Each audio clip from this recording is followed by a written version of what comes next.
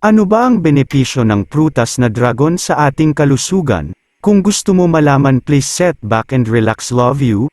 Ang 10 benepisyo sa kalusugan ng tao ng dragon fruits. Ang dragon fruits o kilala din sa tawag na petaya o strawberry pear ay patuloy na nakilala at nagiging popular sa mga nakalipas na taon dahil sa taglay nitong unique na itsura at matamis-tamis at masarap na lasa. Maliban sa kakaibang itsura at masarap na lasa nito, nakilala din ang dragon fruit dahil sa maraming sustansya at benepisyong dulot nito. Tara at ating alamin ang mga benepisyo nito sa kalusugan at kung bakit ganun na lamang ang atensyon na nakukuha ng prutas na ito.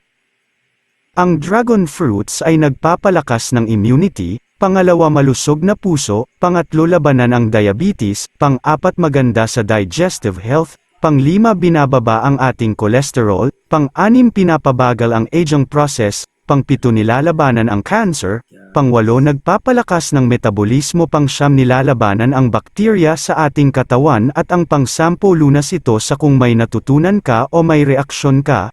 I-komento ito sa baba. Maraming salamat po. Here are dragon fruits nutrition facts. Health benefits: improves cardiovascular health. Second, it support your immune system. Third, aids your digestion, plays a role in cancer prevention, and last, it lowers blood sugar. And thank you very much for watching. Please comment, like and share to this channel. Daddy Manskik TV. Maraming salamat po. Dragon fruits is high in vitamin K and other antioxidants, which are good for your immune system. It can boost your iron levels. Iron is important for moving oxygen through your body.